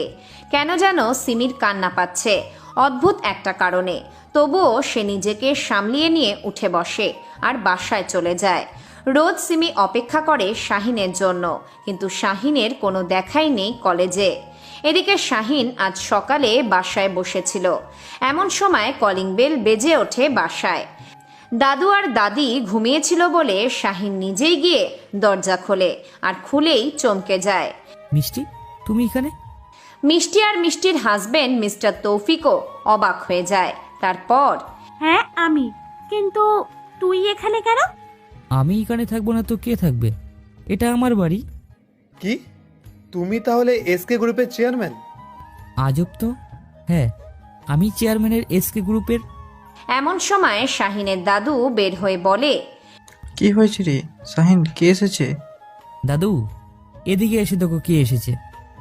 শাহিনের দাদু এগিয়ে এসে হেসে দেয় আর বলে, আরে তুই চিনিস না এদের?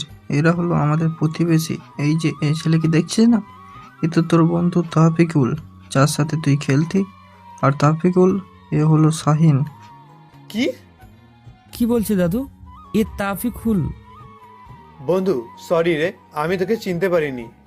আরে সরি বলছিস কেন? আমি নিজেই চিনতে পারিনি। তা বল, তোরা এখানে কবে আসলি? তোর সাথে দেখা করে পরের দিন চলে এসেছি আর কি। আয় ভিতরে আয়। তারপর দুজন বন্ধু আড্ডা দেয় সারাদিন। এভাবে একটা মাস কেটে যায়। শাহিন দাদু দিদার থেকে বিদায় নিয়ে দেশে ফিরে আসে। সারাদিন ভ্রমণ করে ক্লান্ত হয়ে বাড়িতে ফিরেই ঘুমিয়ে পড়ে। পরের দিন কলেজে পা রাখতেই কেউ একজন শাহিনের টি শার্টের কলার চেপে ধরে নিয়ে যেতে থাকে।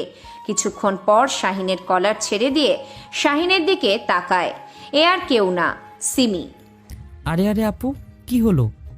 এভাবে আমাকে টেনে আনলেন কেন? কি করেছি আমি? কুত্তা হারামি, জানিস না কি করেছিস? আমাকে হসপিটালে একা রেখে এলি কেন বল? কেন একা রেখে চলে এলি? দেখুন, আপনি আমাকে সহ্য করতে পারেন না, তাই আমি চলে এসেছিলাম। কুত্তা সালা, তোকে আমি মেরেই ফেলবো।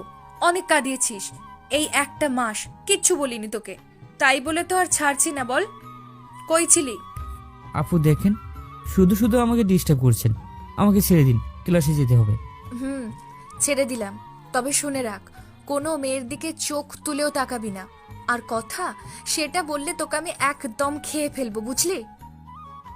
শাহিন কিছু বলে না, মুচকি হেসে চলে যায়।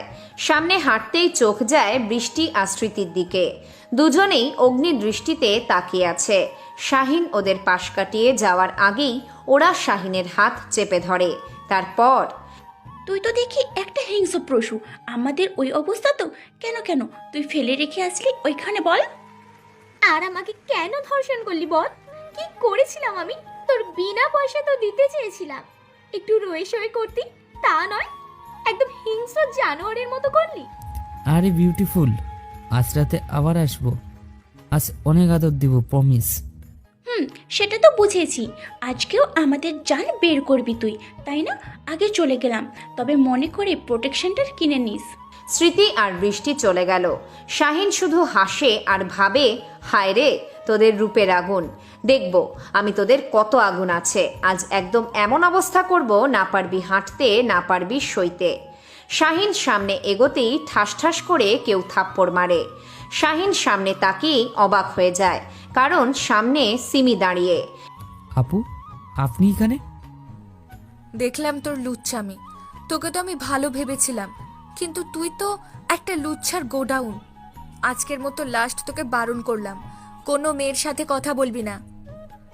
শাহিন সিমির মুখের দিকে তাকিয়ে ভয় পেয়ে যায়, কারণ পুরো মুখটা রাগে ফেটে যাচ্ছে। শাহিন কিছু বলে না, চলে আসে ক্লাসে। এদিকে সিমি রাগে ফায়ার। কেন যে নিজের মনের কথা বলতে পারছে না শাহিনকে, এটা ভেবেই রাগ করছে নিজের ওপর।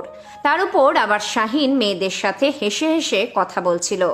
সিমি মনে মনে ঠিক করে, না, শাহিনের ওপর নজর রাখতে হবে, তাছাড়া হবে না। যেই ভাবা সেই কাজ। দ্রুত কলেজ থেকে চলে যায় আর বোরখা হিজাব পরে কলেজের সামনে স্কুটি নিয়ে অপেক্ষা করে। এদিকে শাহিন নিজের ক্লাস শেষ করে বের হয়ে আসে কলেজ থেকে। তারপর একটা ফার্মেসি থেকে প্রোটেকশন কিনে নিয়ে রওনা দেয় স্মৃতি আর বৃষ্টির বাসার দিকে। আর এগুলো দেখে সিমি রেগে আগুন। তবুও নিজেকে সামলে নিয়ে শাহিনের পেছন পেছন যেতে শুরু করে। কিছুক্ষণ পর শাহিন স্মৃতি আর বৃষ্টির বাসায় পৌঁছে যায়। সিমি কিছুটা দূরে স্কুটি রেখে ভেতরে প্রবেশ করে, কিন্তু দরজা বন্ধ দেখে ভেতরে না গিয়ে পাশেই খোলা জানালায় সাহস করে চোখ দেয়। আর ভেতরে যা দেখে, দ্রুত নিজেকে সেখান থেকে সরিয়ে এনে হাউমাউ করে কেঁদে চলেছে। কিন্তু কিছুক্ষণ পর নিজেকে সামলিয়ে নিয়ে আশেপাশে মোটা লাঠি খুঁজতে থাকে এবং পেয়েও যায়। আর সেটা নিয়ে দরজার আড়ালে বসে থাকে সিমি। কয়েক ঘন্টা পর শাহিন বের হয়ে সামনে এগোতে নিলেই সিমি পেছন থেকে শাহিনের মাথায় আঘাত করে। সাথে সাথে শাহিন মাটিতে পড়ে যায়। সিমি নিজের ফোন বের করে কয়েকজনকে ডেকে আনে। তারপর শাহিনকে নিয়ে চলে যায়, আর যাওয়ার আগে ভেতরে স্মৃতি আর বৃষ্টিকেও নিয়ে যায়। শাহিন যখন চোখ খোলে নিজেকে আবারও বন্দি রুমে আবিষ্কার করে, সাথে হাত পা বাঁধা। শাহিন রেগে যায়, কারণ সে মনে করেছে এগুলো স্মৃতি আর বৃষ্টির কাজ। কিন্তু শাহিনকে অবাক করে দিয়ে একটা মেয়ে এগিয়ে আসে, হাতে চাবুক, সাথে লবণ। হ্যাঁ, এটা সিমি। শাহিন অবাক হয়ে যায়। তারপর, আপু তুমি? সিমি ফটাফট দুটো চাবুকের বাড়ি দেয়। এত জোরে মারে যে শাহিন চিৎকার করে ওঠে, কিন্তু নিজেকে সামলিয়ে নেয়, কারণ এখন রাগ দেখালে শাহিন তার প্রতিশোধ নিতে পারবে না। তোকে আমি কত ভালো ভেবেছিলাম জানিস। নিজের অজান্তেই এই 2টা মাস আমি ঘুমোতে পারিনি। কেন জানিস? তোকে আমি ভালোবাসি, কিন্তু তুই তো নষ্ট একটা ছেলে। ছি, কিভাবে পারলি 2টা মেয়ের সাথে ওভাবে ফুসুর নেয় ভোগ করতে? ওগুলো কি তোর বউ হয়? আসলে আপু। সিমি আরও রেগে যায়। একে একে 10টা চাবুকের আঘাত করে। শাহিন আর সামলাতে না পেরে জ্ঞান হারায়। সিমি এতক্ষণ শাহিনের সামনে রাগী ভাব নিয়ে থাকলেও শাহিন জ্ঞান হারানোর সাথে সাথে চিৎকার করে কান্না করতে থাকে। এরপর দৌড়ে গিয়ে ফার্স্ট এইড বক্স নিয়ে এসে ক্ষত স্থানগুলোতে ব্যান্ডেজ করে দিতে থাকে। কিছুক্ষণ পর নিজের রুমে চলে যায়, কিন্তু কিছুতেই থাকতে না পেরে বৃষ্টি আর স্মৃতিকে যেখানে রাখা হয়েছে সেখানে যায়। তারপর, দেখুন আপু, আমরা কি করি না করি আপনাকে বলতে বাধ্য নয়। কি বললি? তুই আমাকে বলবি না তো কাকে বলবি? সিমি রেগে দুটোকেই কষে কষে কয়েকটা থাপ্পড় মারে। তারপর, দেখো বোন, বলো কেন তোমরা এসব করো? শুনতে চাও কেন আমরা এমন করি? তাহলে শোনো, আমাদের বাড়িতে 4টা লোক আছে জানো, বৃদ্ধ মা বাবা আর 2টো ভাই। অনেক স্বপ্ন নিয়ে ঢাকা শহরে আসছি, কিন্তু এখানে এসে ধর্ষিত হতে হয়েছিল ওই ছাত্রনেতা পলাশের হাতে। তারপর থেকে ওই আমাদের টাকা দিত, যার বিনিময় ওর সাথে শুতে হতো, আর ওই টাকায় আমাদের পরিবার চলতো। কিন্তু মাঝে পলাশ গায়েব হয়ে গেল, তাই শাহিনকে আমরা ধরি। তারপর আমরা ভেবেছিলাম এ হয়তো অতটা হিংস্র পশু নয়, কিন্তু আমাদের ধারণা ভুল। প্রথম দিনই স্মৃতিকে খুবলে খেয়েছে, তাও ছাড়েনি। রাতে আমার ঘরে আসে আর নিজের উপরও ধর্ষণের মতো করে ভোগ করে চলে যায়। আমরাও মজা পাই, সাথে টাকাও। তাই বিলিয়ে দেই, সাথে পড়াশোনাটাও চালিয়ে যাই। বুঝলাম, তো কি করবি? তোদের সমস্ত দায়িত্ব আজ থেকে আমার, বুঝলি? আজ থেকে এগুলো আর করবি না, মনে থাকবে? আপু থাকবে। সিমি ওদের হাতের বাঁধন খুলে দেয়। তারপর নিজের রুম থেকে একটা সুটকেস নিয়ে এসে স্মৃতি আর বৃষ্টিকে দেয়। আপু এত টাকা? তোদের জন্য এখন তোরা গ্রামে চলে যা, বুঝলি? এদিকে আমি শাহিনকে সাইজ করব, ওর ওই পশুভাব আমি ছোটাবো। আপু একটা কথা বলি? বল। Something something. জানি না রে। আপু সাবধানে নিও শাহিনকে, আসলে আমরা তো হাতে করে পেয়েছি। তবে রে, যা ভাগ এখান থেকে। বৃষ্টি আর স্মৃতিকে বিদায় করে সিমি চলে যায় কিচেনে শাহিনের জন্য রান্না করতে। এদিকে শাহিন মুচকি হেসে চোখ খোলে। আসলে শাহিন জ্ঞান হারায়নি, এমনি শুধু চোখ বুজেছিল আর সিমি কি করে সব শুনছিল। একটু পর শাহিন মনে মনে বলে ওঠে, সুন্দরী, তুমি অবশেষে ধরা দিলে আমার ছেলে। কথা দিলাম, আমার ডেবিল বউ তোমাকেই বানাবো। একটু পর হঠাৎ দরজা খোলার শব্দে শাহিন চোখ বুজে পড়ে থাকে। সিমি রুমে প্রবেশ করে হাতে থাকা জগ থেকে কিছুটা পানি শাহিনের চোখে মেরে দেয়।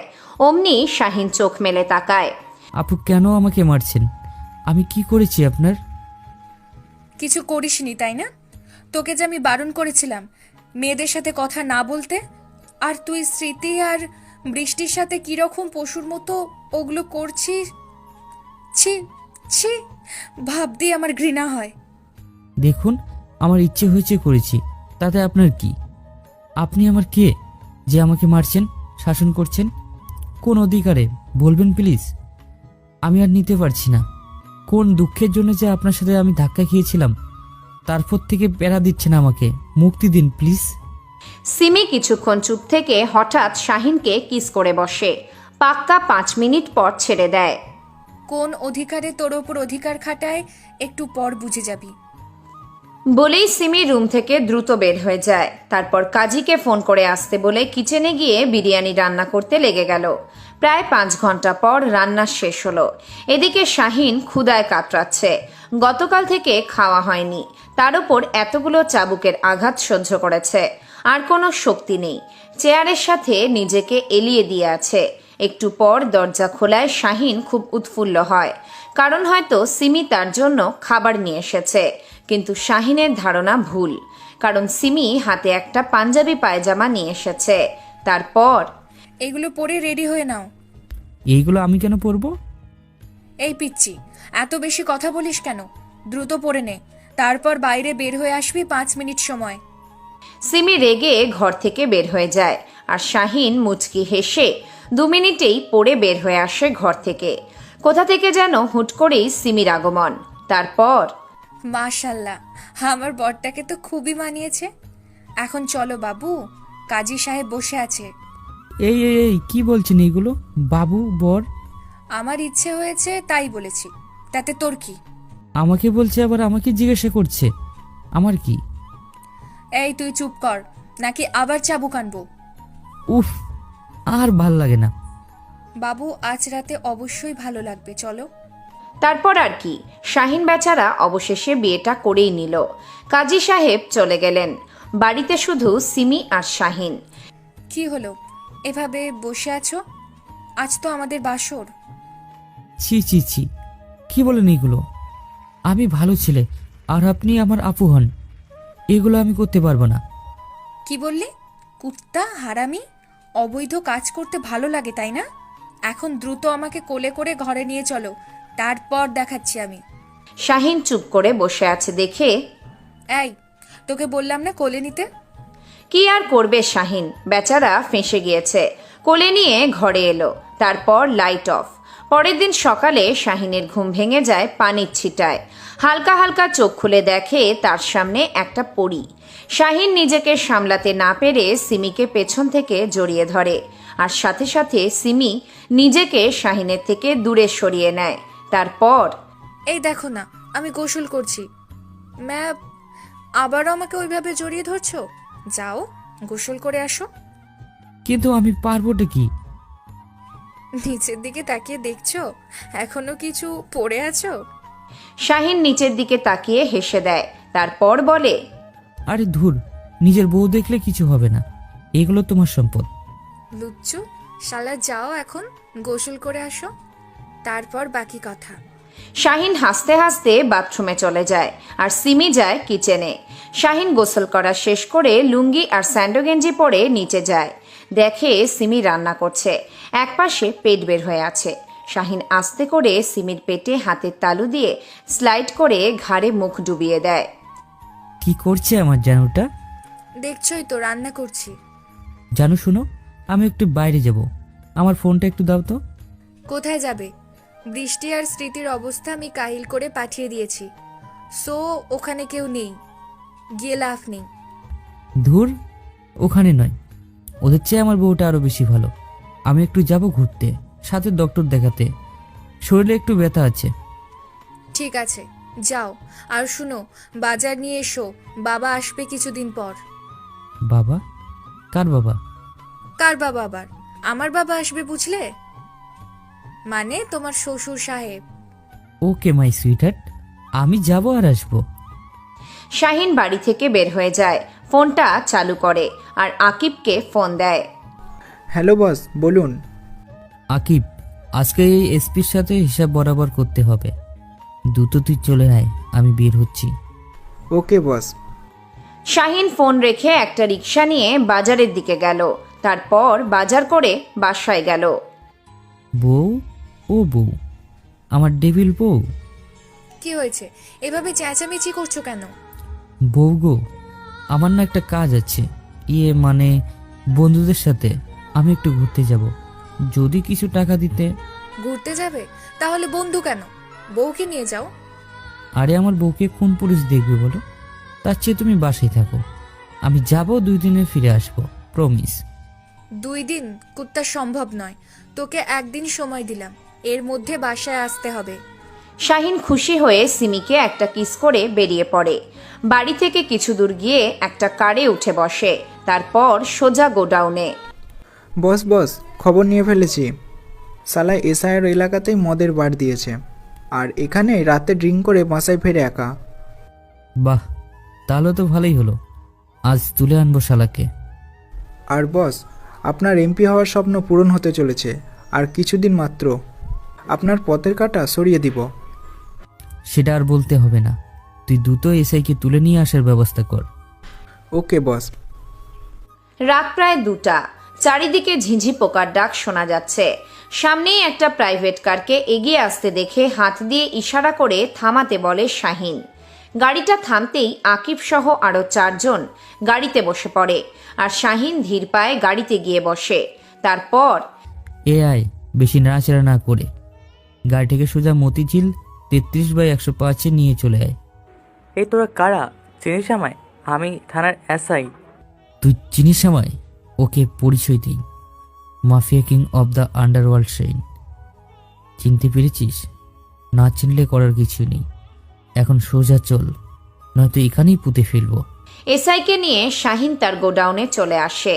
তারপর কি? এসআই তুমি আইনের লোক হয়েও একজন খুনি? খুন করতে পারলে?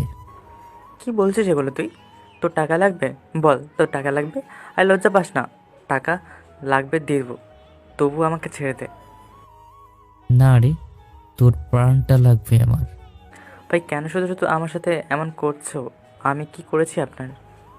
আচ্ছা, মনে করে দিই, আজ থেকে 5 বছর আগে তুই এখানকার এমপি মিলে মেরে ফেলেছিস মেয়র আর তার স্ত্রীকে, মনে আছে? বাড়ির নং 37। হ্যাঁ হ্যাঁ ভাই, মনে পড়েছে, কিন্তু কেন? জানিস ওরা কে হতো আমার? ওরা আমার বাবা মা ছিল। পরপর 4টা কোপ দিল শাহিন। একেবারে হাত পা বিহীন হয়ে গেল এসআই এর দেহ। তারপর মাথাটাও আলাদা করে দিয়ে মানুষ খেকো পোকার বাক্সটার মধ্যে ফেলে দিয়ে বাসায় চলে এলো শাহিন। আসার আগে নিজের জামাকাপড়গুলো বদলে নিতে ভোলেনি শাহিন। বাসায় আসতেই ডেভিল বউয়ের সামনে দাঁড়াতে হয় শাহিনকে। কি হলো বউ, এমন করে তাকিয়ে আছে কেন? হারামি, এতক্ষণে মনে পড়লো আমার কথা? লেট হেলা, যার জন্য চুরি করে চলে এলাম সে এখন বলছে চোর। তুই তো পিচ্ছি চোর, আমার মনটা চুরি করে নিয়েছিস। মিথ্যা অপবাদ দিবে না বলে দিলাম। এখন শোনো, আমার জন্য খাবার নিয়ে এসো, ক্ষুধা পেয়েছে। সিমি শাহিনের কথায় ব্যস্ত হয়ে গেল, দৌড়ে কিচেনে চলে গেল আর শাহিন ফ্রেশ হয়ে খাবার টেবিলে গিয়ে বসলো। একটু পর রিতা খাবার নিয়ে আসলো, তারপর শাহিনকে বেড়ে দিল, কিন্তু শাহিন চুপ করে বসে আছে। কি হলো, খাচ্ছ না কেন? বউ থাকতে কি কারো নিজ হাতে তুলে খেতে ইচ্ছা করে? ওলে বাবালে, আমার পিচ্চিটা দেখি রোমান্টিক হচ্ছে। এগিয়ে এসো, খাওয়াচ্ছি। সিমি শাহিনকে খাইয়ে দিতে থাকে। আচ্ছা সিমি, আঙ্কেল বাসায় থাকে না কেন? আর তিনি কি করেন? আসলে আমি নিজেও জানি না, তবে বাবা এখানকার এমপি, আর কোনো একটা ব্যবসার কারণে বাবা আমার থেকে দূরে থাকে, যেন আমার কোনো ক্ষতি না হয়। তো সামনে তো নির্বাচন, আঙ্কেল কি আসবেন? আর আসলে যদি আমাদের মেনে না নেয় তখন? দূর, তুমি যে কি বলো, আমি বাবাকে তোমার কথা অনেক আগেই বলেছি, বুঝলে? বাবা আসবে আগামীকাল। তো আমি কি করব? কি করবে মানে? আগামীকাল আমাকে সাহায্য করবে রান্না করতে, বুঝলে? বাবাকে খুশি করতে হবে। কিন্তু তার আগে যে আমাকে খুশি করতে হবে। চলো আর একবার T20 হয়ে যাক। এই না না, খবরদার, আমাকে টাচ করবে না। বললেই হলো, কাবিন করে বিয়ে করেছি, আর হাত দেব না তা কি হয় বলো? শাহিন সিমিকে কোলে নিয়ে সিঁড়ি বেয়ে উপরে উঠতে থাকে, আর সিমি 2 হাত দিয়ে মুখ ঢেকে শাহিনের বুকে মুখ লুকায়। পরের দিন বাসায় একটা গাড়ি প্রবেশ করতেই শাহিন আর সিমি বাড়ি থেকে বের হয়ে গেটে দাঁড়ায়। একটু পর গাড়ি থেকে একজন নেমে আসে, বয়স আনুমানিক 55 হবে। সিমি বাবা বলেই গিয়ে জড়িয়ে ধরে। তারপর, বাবা, তোমার আসতে তো দেরি হলো কেন? আর বলিস না মা, কাজ ছেড়ে আসাই যায় না, তবুও এলাম জামাইকে দেখতে। কই বাবা জামাই, এদিকে এগিয়ে এসো, এত দূরে দাঁড়িয়ে আছো কেন? শাহিন রাগে কটমট করতে করতে মুখে কিঞ্চিত পরিমাণ হাসি এনে এগিয়ে যায়। তারপর, কেমন আছেন আব্বাজান? আছি বাবা কোনো রকম। তা বলো, এখানে থাকতে বা আমার মেয়ে তোমাকে জ্বালাচ্ছে না তো? আব্বাজান, এখন বললে হয়তো দেখা যাবে, আবার পুরো ডেভিলের রূপ নিবে। ভালো বলেছো বাবা, চলো ভিতরে যাই। শাহিন সিমিরা ভেতরে আসে, সবাই একসাথে ডিনার করে। সিমি নিজের রুমে যায় আর শাহিন বসে আছে তার শ্বশুরের সামনে। দেখো, আমি তোমাকে চিনি না, জানিও না, তাই মেনে নিতে আমার সময় লাগবে। তবে আমার একটা কাজ করে দিতে পারলে আমি তোমাকে আমার যোগ্য জামাই হিসাবে বিবেচনা করব। বলুন আব্বাজান, আমি সব করতে পারি। হ্যাঁ বাবা, শুনেছি আমি, তুমি নাকি কলেজে খুব ভালো ফাইট করতে পারো, আবার নাকি সিমিকে বাঁচিয়েছো। যাই হোক, তোমার কাজটা হলো সামনে ইলেকশন, আমি চাই তুমি ভোটে দাঁড়াও। এখন যেত, সাথে একটা মানুষকে খুন করতে হবে। খুন? হ্যাঁ খুব, আমাকে ইদানিং একটা লোক ডিস্টার্ব করছে, হুমকি দিচ্ছে, তুমি তাকেই খুন করবে। কিন্তু আব্বাজান, আমি তো জীবনে একটা পিঁপড়াও মারিনি, তাহলে মানুষকে মারবো কিভাবে? সমস্যা নেই, আমি আছি, চলো আমি তোমাকে বন্দুক চালানো শেখাবো। না আব্বাজান, আমি ওসব ব্যবহার করি না, আমি একজন মার্শাল আর্টিস্ট, আমার কেরিতেই ওকে মেরে ফেলবো। সাবাস, এই না হলে আমার জামাই। যাও ইয়াং ম্যান, রেস্ট নাও, আমি ওই হারামজাদাকে খুঁজে বের করি। শাহিন ড্রয়িং রুম থেকে সোজা সিমির রুমে এসেই দরজা বন্ধ করে দিয়ে এগিয়ে যেতে থাকে সিমির দিকে, আর সিমি পিছিয়ে যেতে যেতে একসময় বিছানায় পড়ে যায়, আর শাহিন সিমির ঠোঁটে নিজের ঠোঁট ডুবিয়ে দেয়। রাতে ডাইনিংয়ে বসে আছে শাহিন আর মিস্টার ইকবাল। সিমি কিচেনে রান্না করতে ব্যস্ত। এমন সময়, বাবা শোনো, আগামীকাল রাতে আমরা বের হবো, বুঝেছো, ওকে মারতে। জি আব্বাজান, বুঝেছি, কিন্তু আমরা কোথায় যাব? আমি ওর আস্তানা খুঁজে পেয়েছি, বুঝলে, 1107 নঙে সে থাকে। আজ থেকে 5 বছর আগে আমি এই এলাকার মেয়রকে হত্যা করেছিলাম, কিন্তু ভাগ্যক্রমে শালা ওদের ছেলেটা বেঁচে যায়, আর সেই বোমাকে মারার জন্য উঠে পড়ে লেগেছে। আব্বাজান, আপনি জানলেন কিভাবে? আরে আমি সব খোঁজ রাখি, এই হান্নানের খুন হওয়ার ঘটনা আমি সব শুনেছি। হান্নান আমাকে কল দিয়েছিল, আর আমি সব শুনেছি, বুঝলে। আব্বাজান, কি সাংঘাতিক তো! আমি কি পারবো ওর সাথে? পারতেই হবে, সিমির জন্য হলেও। ঠিক আছে আব্বাজান, তাহলে আগামীকাল আমরা বের হব, কেমন? ঠিক আছে বাবা।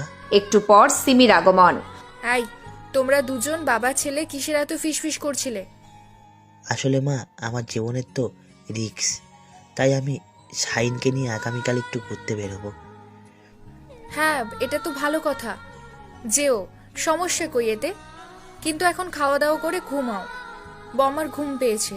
পরের দিন শাহিন আর মিস্টার ইকবাল সিমির থেকে বিদায় নিয়ে গাড়ি নিয়ে ছুটতে থাকে। কিছুক্ষণ পর অচেনা কয়েকজন লোক শাহিনদের গাড়ি আটক করে শাহিন আর মিস্টার ইকবালকে বেঁধে ফেলে আর নিয়ে যেতে থাকে। শাহিন মনে মনে হাসে। কিছুক্ষণ পর, কে তোমরা? আমাদেরকে কেন তুলে এনেছো? একে তোরা চিনিস আমায়? আমি এই এলাকার এমপি। ভালো চাস তো এখনো ছেড়ে দে, নয়তো। শাহিন ধীরে ধীরে নিজের হাতগুলো আলগা করে চোখের বাঁধন খুলে মিস্টার ইকবালের সামনে যায়। তারপর নিজের কণ্ঠ চেঞ্জ করে, তুই আর তোর জামাই এখন আমাদের কালে পা দিয়েছিস। ফাঁদে পা দিয়েছি মানে? আরে শালা, এই আইকে তুলে আনার সময় আমি নিজেই তোর নাম্বারে ফোন দিয়ে রেখেছিলাম, যেন তুই আমাদের এই জায়গা চিনতে পারিস। যাই হোক, তোকে তো পেয়ে গেছি, এবার উপরে যাওয়ার পালা। তোকে মারলে আমি আমার বাবা মাকে কথা দেওয়ার কথাটা রাখতে পারবো। ঘ্যাচ ঘ্যাচ করে রামদা দিয়ে কেটে ফেলে মিস্টার ইকবালের হাত পা। শেষে জিহ্বা টেনে বের করে কেটে ফেলে। তারপর ঘাড় থেকে মাথা আলাদা করে দেয়। 2 মাস পর শাহিন সিমির কোলে মাথা দিয়ে শুয়ে আছে, আর সিমি শাহিনের মাথায় হাত বুলিয়ে দিচ্ছে। সিমি, আমাকে ক্ষমা করে দিও, আমি বাঁচাতে পারিনি আব্বাজানকে। প্লিজ ভুলে যাও, আমার কাছে আব্বুর চেয়েও গুরুত্বপূর্ণ তুমি। তোমার কিছু হয়নি, আমি এতেই খুশি। এভাবে কান্না করছে কেন? বাবার কথা মনে পড়লে কান্না পায়। যাই হোক, বাদ দাও। কান্না করলে তো হবে না সোনা, কারণ তোমার মাঝে বেড়ে উঠছে আরো একটা জীবন। কিন্তু এখানে থাকলে বাবার কথা মনে পড়ে। জানি, তাই তোমাকে আমি নিয়ে যাব ইউকোতে, তোমার দাদু শ্বশুরের বাড়িতে। সত্যি? সত্যি। তুমি রেডি হয়ে নাও, আমি আসছি। শাহিন ঘর থেকে বের হয়ে যায়। কিছু দূর আসতেই দেখতে পায় শেখ ভিলা, শাহিনের বাবার বাড়ি। ধীর পায়ে বাগানের পেছনে কবরগুলোতে সালাম দিয়ে মোনাজাত করে বাড়ি ফেরে। শাহিনের হয়তো আর আশা হবে না প্রিয় এই বাংলাদেশে। রাত 12টা। শাহিন সিমিকে নিয়ে উড়ান দিল তাদের নতুন গন্তব্যের ঠিকানায়। দীর্ঘ 12 ঘন্টার জার্নি করে সিমিকে নিয়ে ইউকেতে পৌঁছায় শাহিন। তারপর নিজের প্রাইভেট কারে করে বাসায় চলে আসে। দুপুর তখন 2টো। শাহিনের দাদু দরজা খুলে দেয়। শাহিনকে দেখেই জড়িয়ে ধরে। তারপর সিমির দিকে চোখ যায় তার। শাহিনকে খোঁচা দিয়ে, কি দাদু ভাই, একেবারে নাত বউকে নিয়ে এসেছো? হ্যাঁ দাদু, সাথে আরো 2 জন ফ্রি, সেগুলো ডাউনলোড হচ্ছে, আর মাত্র 8 মাস পর ওইগুলোকে দেখতে পারবে।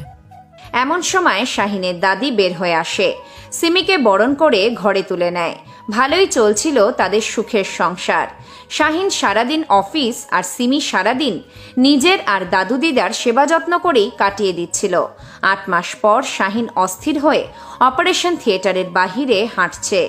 একটু বাচ্চার কান্নার আওয়াজ শুনে যেন আরও বেশি টেনশন শুরু হয়ে যায় শাহিনের। একটু পর নার্স বের হয়ে আসে হাতে যমজ শিশুকে নিয়ে, কিন্তু শাহিনের মন সেদিকে নেই। নার্স হয়তো বুঝতে পেরেছে, তাই বলল, hey mister Shahin, your wife is fine, don't worry. Thanks sister. শাহিনের মনে হয় কেবল তার জান ফিরে এলো। বাচ্চাদের দিকে তাকিয়ে অবাক হয়ে গেল। বাচ্চাগুলো দেখতে একদম শাহিনের বাবা মার মতো হয়েছে। কি দাদু ভাই, একসাথে 2টো পেয়ে গেলে? দাদু, একদম তোমার ছেলে আর ছেলের বৌমাকে পেয়েছি। কিছুক্ষণ পর সিমির সেন্স ফেরে। দেখে শাহিন তার হাত শক্ত করে চেপে ধরে আছে। পাশেই 2টো ঘুমন্ত শিশু। শাহিন আলতো করে সিমির কপালে ভালোবাসার পরশ এঁকে দেয়। ভালো থাকুক এবং অটুট থাকুক তাদের ভালোবাসা।